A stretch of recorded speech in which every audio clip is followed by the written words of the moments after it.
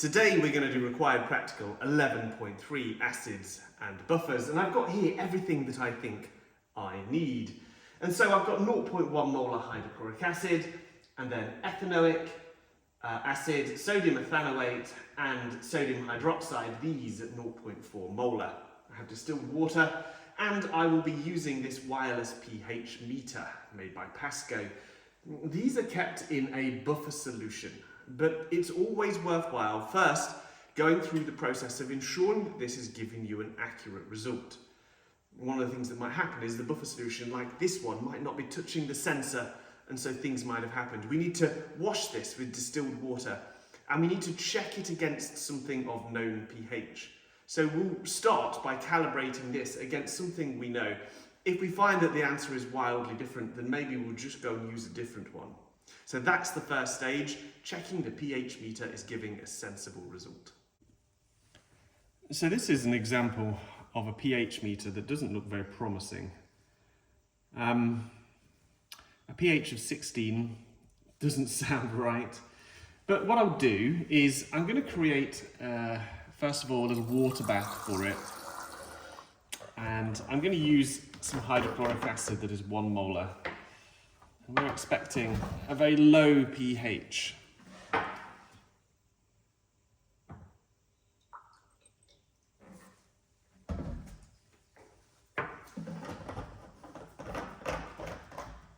So is it basically responsive to what we're doing? So we're going to take this out of its water bath.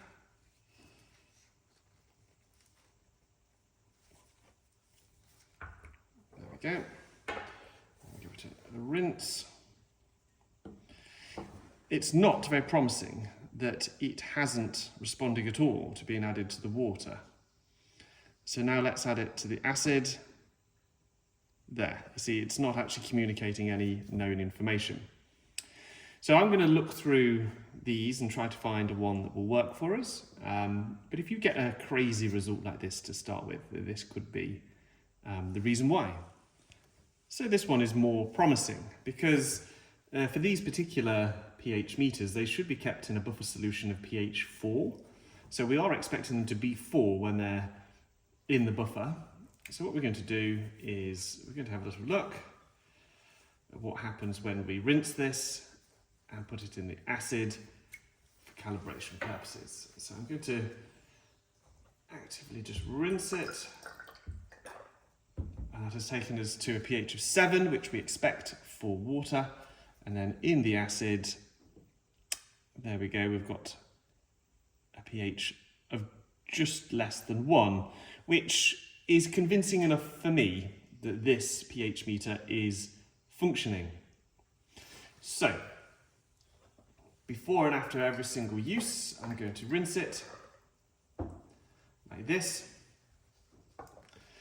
And then we're going to take some measurements. The next thing we're going to do is we're going to dilute hydrochloric acid by serial dilution.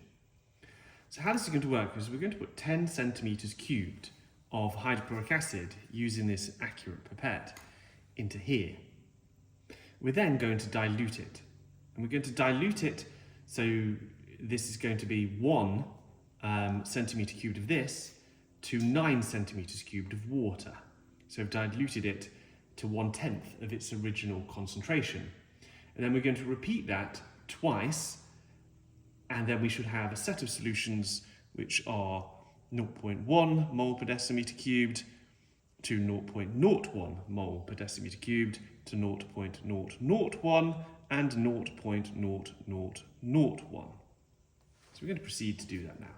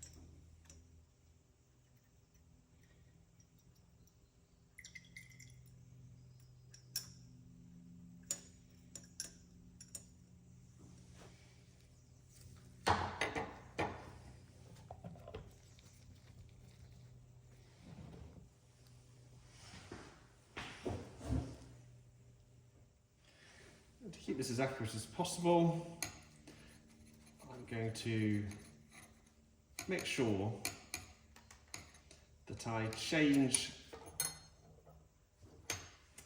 so that's had the acid in it. What I'm going to do is change to a new one, which has just been rinsed with distilled water, just to ensure that there are no ions in this.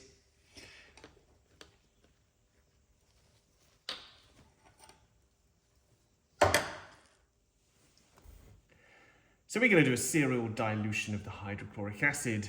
In this first test tube here, I have 10 centimeters cubed of 0.1 molar, and I'm going to dilute it at a factor of 1 to 10. So basically 1 centimeter cubed of the original acid with 9 centimeters cubed of distilled water. And then again to produce 0.001 molar, and then again to produce 0.0001 molar. Now, an additional complication here is in this last one, we need to produce 40 centimeters cubed of this dilution. Now, what we can do here is we can dilute, yes, 1 centimeter to 9 centimeters, and then again here, but to get to 40, we need to take 4 centimeters cubed of this dilution and add it to 36 centimeters cubed of water. And that will create the right concentration with the right volume. So straight away, I have got here 1 centimeter cubed of the acid, and we're going to use the water to make it up to 10 centimeters cubed. So here we go. And there we have it. So we pour that into the second one.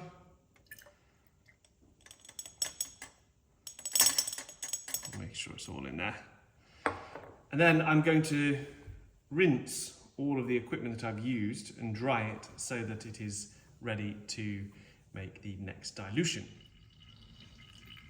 To get this final dilution to 40 centimeters cubed, I'm using a burette to add the water because of the fine control.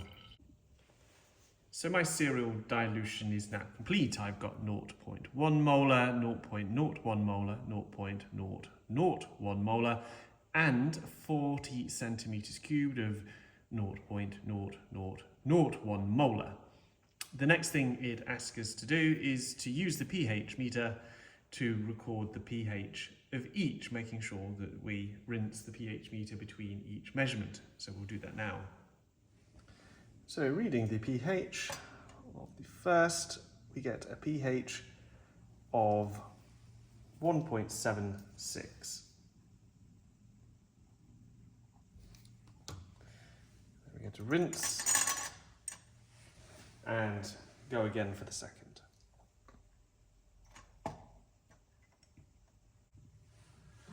So the next thing that it would like is 1 centimeter cubed of the sodium hydroxide added to the 0.0001 molar, and then for us to use the pH measurer to measure the pH once more. So I'm going to use just straightforward small measuring cylinder.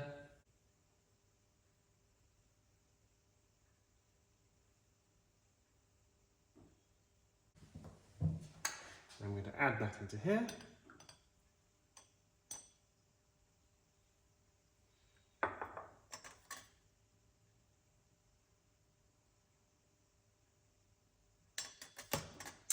And then I'm going to record with the pH meter what the pH was.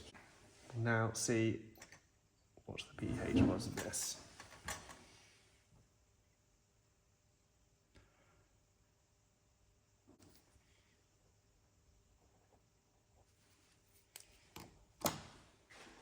So were those pHs what we expected? Well, remember that pH is given by negative log to the base 10 of the concentration of H plus ions in solution, and the concentration of H plus ions is the molarity, the moles per decimeter cubed. So if we had, for example, the 0.1 molar, then we could substitute straight into their 0.1 moles. So the pH of that first solution should be equal to negative log of 0.1, and so we get negative log of 0.1, and we get it equal to about 1. We got out of 1.76, so there is a slight difference there. The next one, so this was for the 0.01 molar. The pH is equal to negative log of 0.01.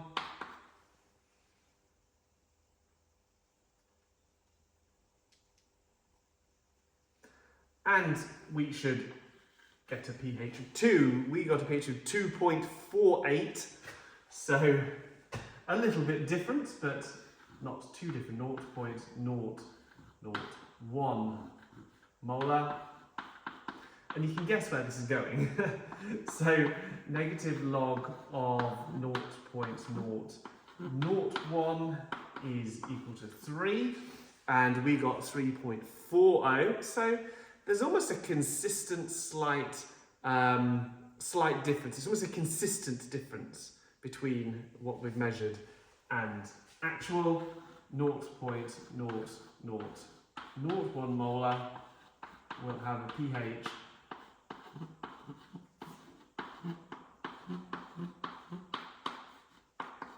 of 4, whereas we captured 4.62.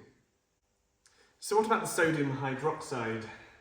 Now the sheet doesn't ask you to calculate this, but it is interesting. We could look at the powers of OH as being negative log to the base 10 of 0.4, which is the concentration of the sodium hydroxide. And this would give negative log of 0.4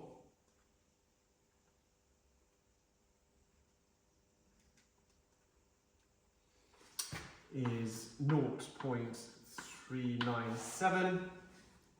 So the pH would be equal to 40 minus the powers of the hydroxide, 0.397. So 40 minus 0.397 gives 13.603. That's the pH of the sodium hydroxide by itself. So what about the sodium hydroxide added to the hydrochloric acid? Well, what will happen is a small amount of the hydrogen ions will cancel out with a small amount of the hydroxide ions, and then the excess would give a pH of about 11.94, because the OH minus would be remaining when all of the H pluses have been neutralized. So we're expecting 11.94, we got 11.84. So actually that was fairly accurate. On to part 2. We're going to make some buffer solutions with this acid and its conjugate base. And so we're going to just mix these up to 40 centimeters cubed at a time to make 3 different buffer solutions. The first 20-20, then 30-10, and then 10-30. So we'll prepare that into these 3 boiler tubes here.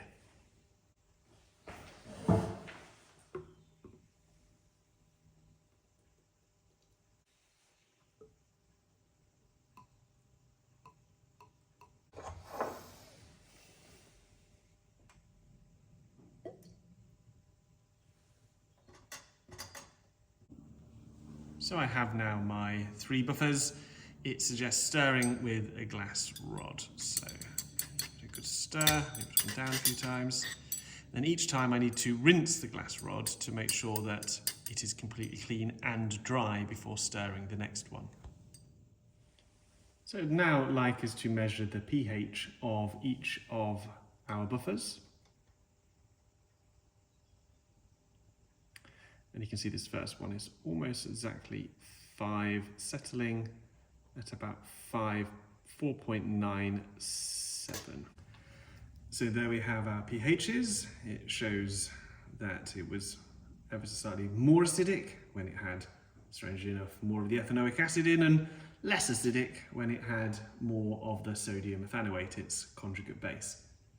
It now wants us to add 1 centimetres cubed of sodium hydroxide via a small measuring cylinder to each of these 3 buffers, and then measure the pH again.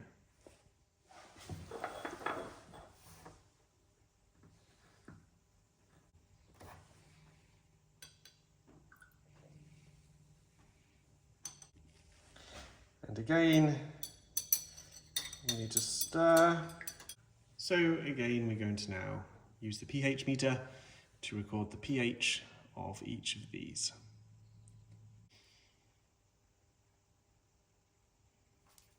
The next stage asks us to work out the expected pH of those buffer solutions. So here they are, A, B and C, and the various volumes of the ethanoic acid and the sodium ethanoate. We're going to call the concentration of those HA and A- because we're going to put these into the Henderson-Hasselbalch equation in a second. The thing that we need to know to make all this happen is the dissociation constant Ka for the ethanoic acid. So the Henderson-Hasselbalch equation is equal to pKa, let's get it right, plus log to the base 10 of the concentration of A-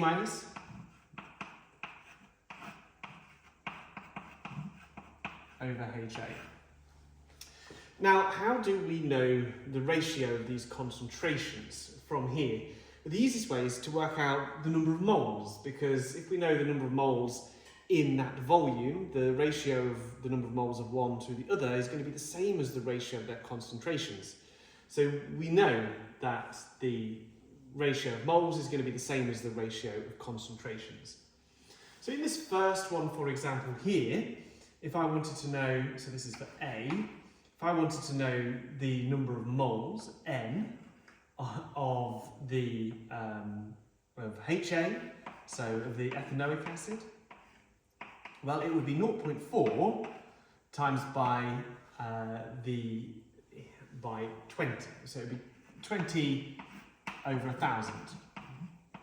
And that's how many moles are going to be present in that amount. So 0.4 times 20 over 1,000 because it was in milliliter, it was in litres. So we get 0.008 moles. So the number of moles of A- is, well, it should be the same. So it's 0.4 times 20 over 1,000. And we end up with the same answer, 0.08. pKa, if you remember, is the powers of the dissociation constant, negative log to the base 10 of Ka, which gives negative log to the base 10 of this number here, 1.75 times 10 to the minus 5.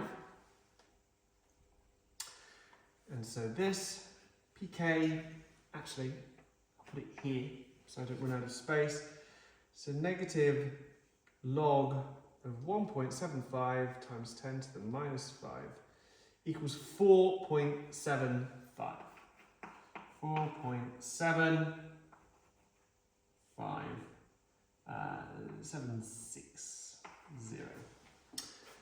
Okay, now let's put it into this formula here. The pH is equal to this number 4.780 plus log to the base 10 of, well, it's going to be 0.008 divided by 0.008.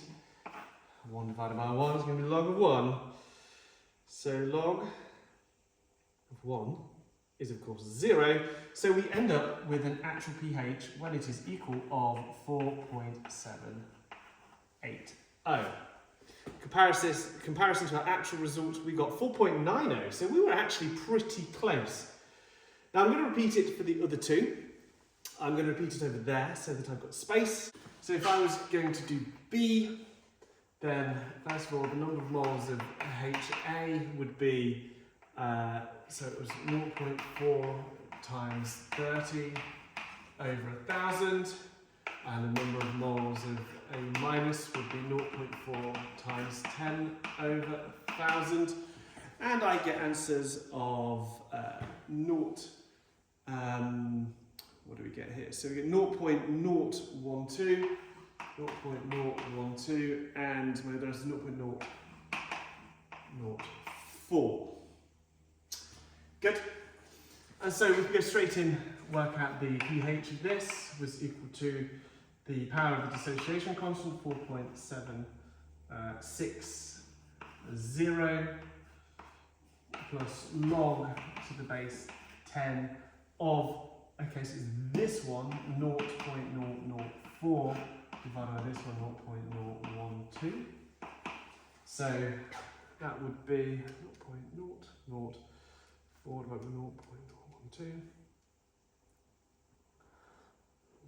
Log of that, so 4.760 plus that. So I get 4.28.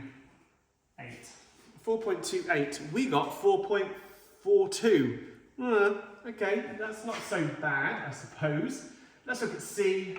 The basically it's like before, but it's just the other way round, and so it's probably not a surprise some of the things that's going to come up.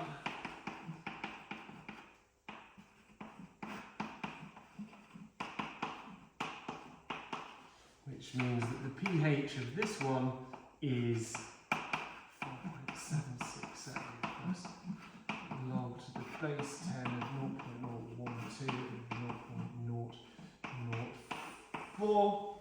Let's have a look. 0.012 divided by 0.004. Log that, I'll do 4.768 plus that. So I get an answer of 5.24. Well, our answer was 5.32. Hey, we're getting close. Let's see how close our actual values were. Let's take a look at how our experimental values compared to the theoretical ones. You can see 4.7 there for A, 4.9, so it was within about 0.2 of a pH. Here, again about 0.2, again about 0.2. All of my experimental results were slightly more basic than the theoretical ones. But basically, I think we determined with the pH meter that it was pulling in a basic direction. There was a systematic error that it was adding, and we found that out from the first part of the experiment. But the general trend of these is that they go the right way when the actual pH of the solution changes. Now, the next thing I want to do is to look at what the change in the pH was between our experimental value when it was just the buffer and when it was the buffer with the sodium hydroxide added to it. So I'm going to go ahead and I'm going to add what the change in pH was, and then we can make a comparison to how the pH changed with our buffer solutions to how the pH changed when we were just adding the sodium hydroxide to the diluted acid. Now look at those results. What you can see here is when we added 1 centimetre cubed of sodium hydroxide to the weak acid, it changed the pH by quite a considerable amount. When we added exactly the same amount of sodium hydroxide to our buffer solutions, the pH barely changed. It changed 0.07, 0.15, 0.18, basically nothing on the same scale as this. And that's because buffer solutions act to minimize the change. The pH of a buffer solution will stay pretty much the same whilst there are those two reservoirs of acids and conjugate bases to undo the effect of any change that you might make. So there we have it. These buffer solutions have kept the pH stable.